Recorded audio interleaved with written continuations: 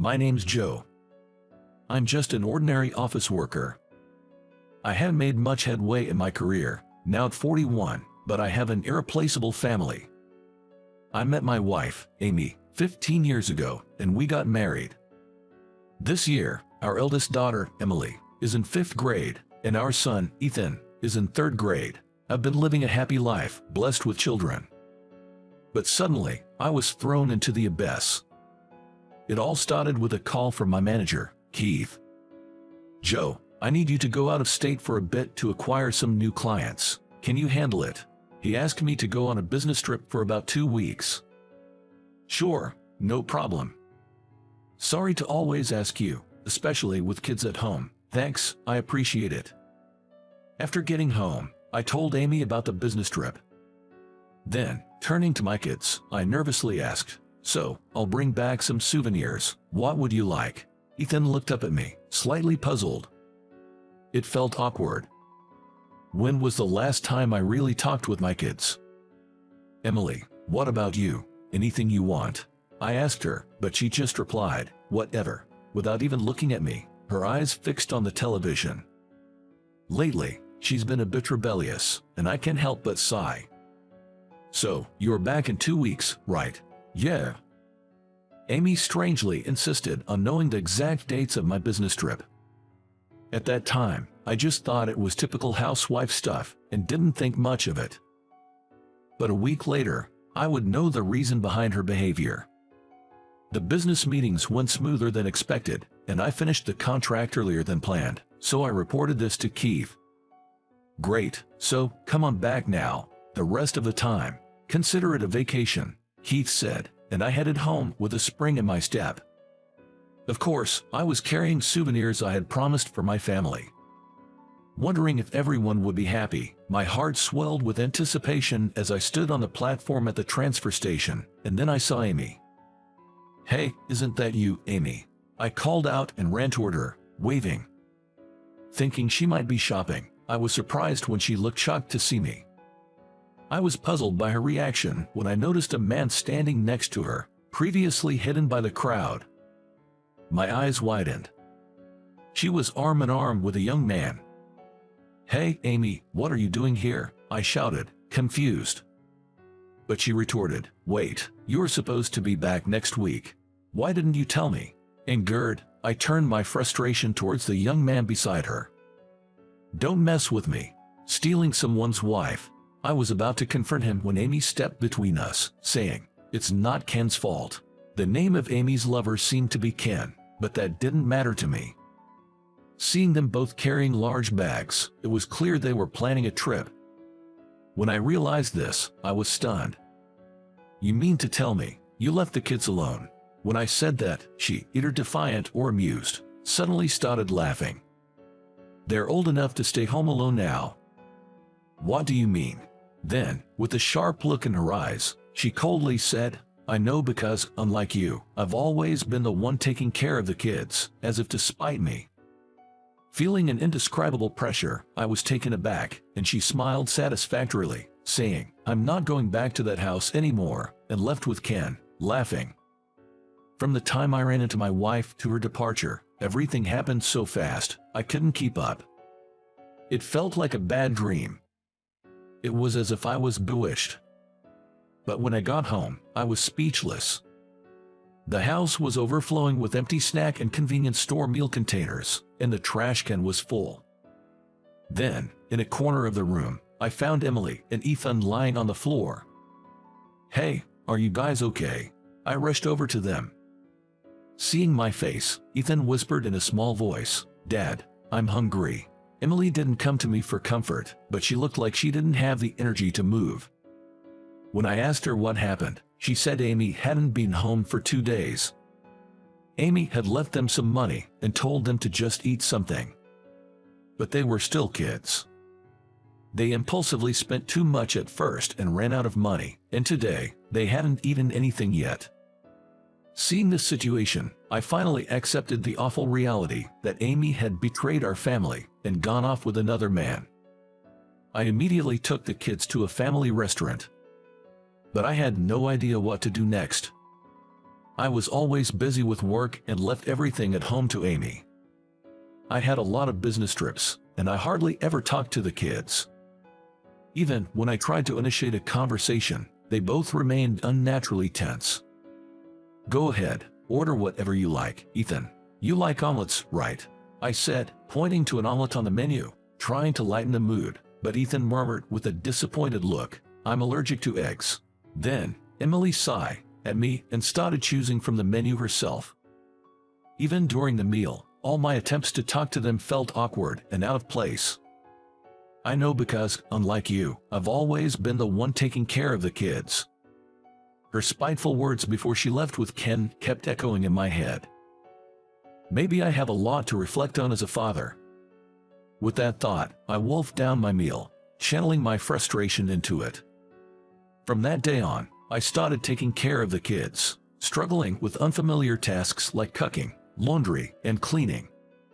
There was no sign of Amy coming back. She probably started a new life with that man, Ken. Still, when did she meet that guy? Thinking about it, I might not have been paying much attention to her lately. Maybe leaving everything at home led her to infidelity. Thinking this way, although cheating is absolutely unforgivable, it seems like the cause of it all lies with me. Trying to atone for my neglect, I worked hard at my job, housework, and raising the kids, but managing all of it was tough. Emily seemed relatively independent, quickly getting ready on her own, but Ethan needed to be woken up in the morning or he wouldn't get up at all. Every morning was quite a struggle. Moreover, the kids' elementary school didn't provide lunch, so I had to wake up earlier than usual to prepare their lunch boxes. The workload was significantly more than when Amy was around, and I was certainly accumulating fatigue. I wished for someone's help, but my parents had already passed away, and I didn't want to rely on my not-so-close in-laws. Of course, I thought about divorce, but couldn't decide because of the kids. Being a housewife is tough. Betrayed yet, I now painfully realize how valuable Amy was. That was what hurt the most. Then, one day the thing happened. Thinking about making dinner right after getting home, I found the lunchboxes I had prepared for Ethan and Emily on the table. Ethan's was empty, but Emily's was almost untouched. I called Emily into the room and asked her why she left it.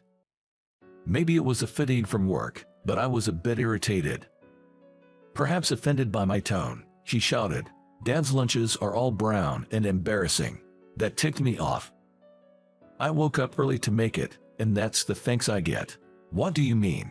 Don't start playing dad now." What followed was a mudslinging argument between us. We both said things we had never said before.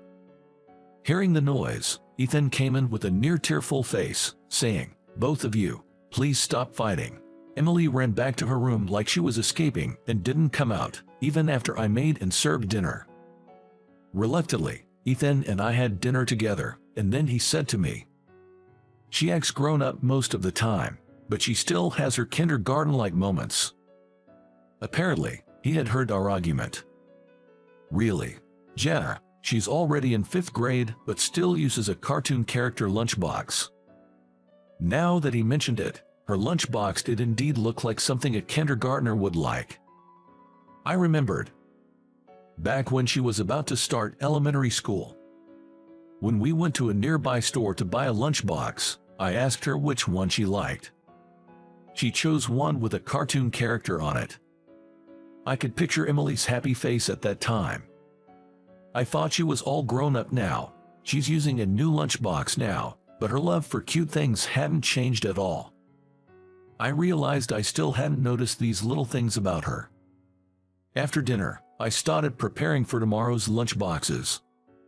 I searched on my cell phone and decided to make cute character lunchboxes for Ethan and Emily.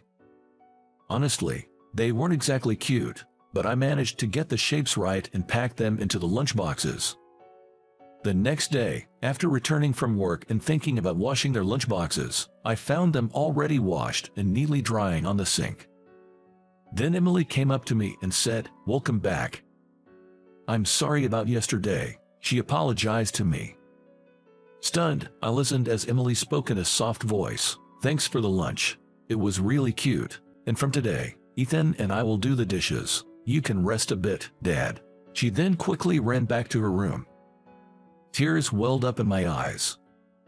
Emily and Ethan had grown up more than I had realized. Nothing could make a parent happier. I knew I had to reflect on neglecting my duties as a father. From that day, I resolved to be more involved with my children. On a weekend, a week later, I made a suggestion to the kids. "How about we go to the nearby park tomorrow, Sunday, and play catch? We'll bring lunch too." Catch? Emily made a face like it was a hassle, but Ethan was excited. "Yeah, catch. Sounds great, let's do it, sis."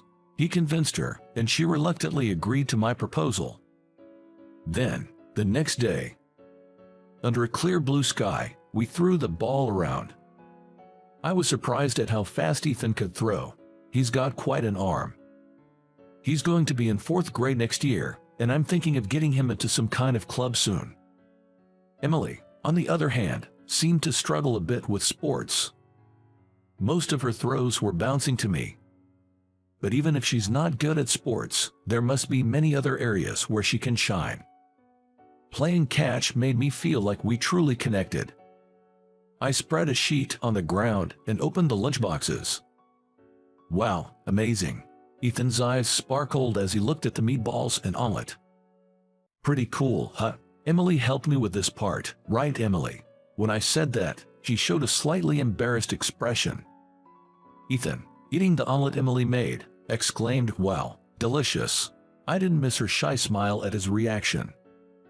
"I'm so happy," I muttered quietly, so the kids wouldn't hear. Ever since Amy left, I've rediscovered the warmth of being a family. Still, I wonder what she is doing now. I found myself thinking about her.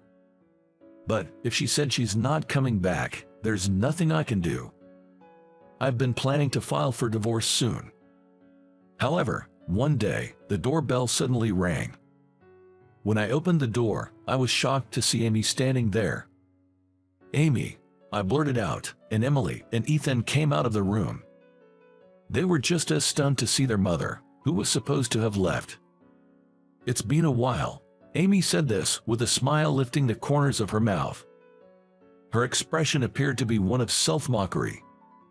She then told me that she had been dumped by that young man, Ken. Amy and Ken had met on a dating app. I never would have dreamed that my wife, who couldn't even use a computer, was using such a modern site. But in the end, she felt foolish and humiliated, admitting to me that she was just toyed with by a younger man.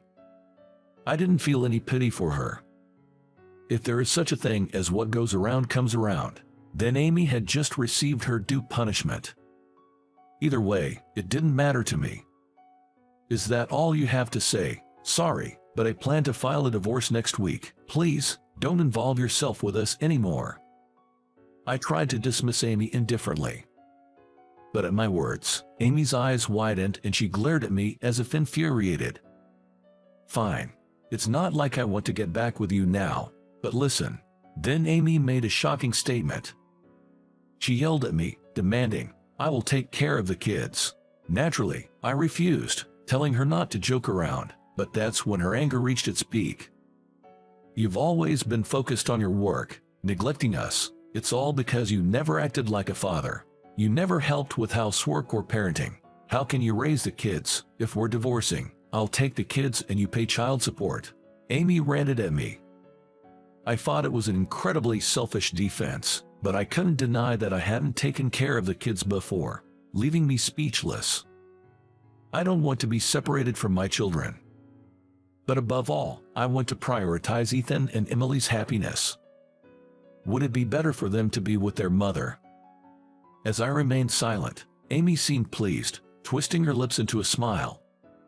"Kids need their mother after all. Come on, let's live together again," she called out to them in a gentle voice. But then, something unexpected happened. "I hate Mom. I want to be with Dad." Ethan suddenly burst into tears. Amy was visibly confused by this response she hadn't anticipated. "Why, let's live with Mom again." Amy said with a trembling voice, but then Emily declared, "I never want to live with Mom again," in clear words. Then Emily revealed something shocking. "Mom, I won't let you forget. You always left us at home, brought your lover home while Dad was away, and even tried to make Ethan call him Dad." Tears were overflowing in Emily's eyes. They were tears that seemed painful to speak through. I was shocked and immediately confronted Amy. "You did that in front of the kids." "It's not, that was." Amy tried to make excuses, but I could never forgive her. However, my anger was alleviated by the children inside the house. "Mom, just leave. I want to play catch with Dad again," Ethan shouted, and then Emily, with a trembling voice, added, "We'll live as a family of 3. Mom, please leave by yourself," as tears kept dripping down her cheeks. Amy stood there in a daze, looking deeply hurt by the children's words. Eventually, with a look of dejection, she dropped her shoulders and left without saying anything. I immediately rushed to the kids. They continued to cry. Their tears might also have been from the guilt of driving their own mother away. I hugged them and resolved once again to raise the kids by myself. Months later, on Father's Day, I received a portrait from the kids for the first time. The picture had "Thank you for always" written on it. Ethan's drawing was adorable, but I was amazed at how good Emily's was. For a moment, I thought it had been drawn by a professional cartoonist. "I want to do drawing as a job in the future. I'm still not good at it yet, though," Emily said. She shared her precious dream with me. I told her, "You can definitely make it," and supported her dream. I plan to treasure this picture I received from Ethan and Emily for a lifetime. And I want to continue watching over their growth, right by their side.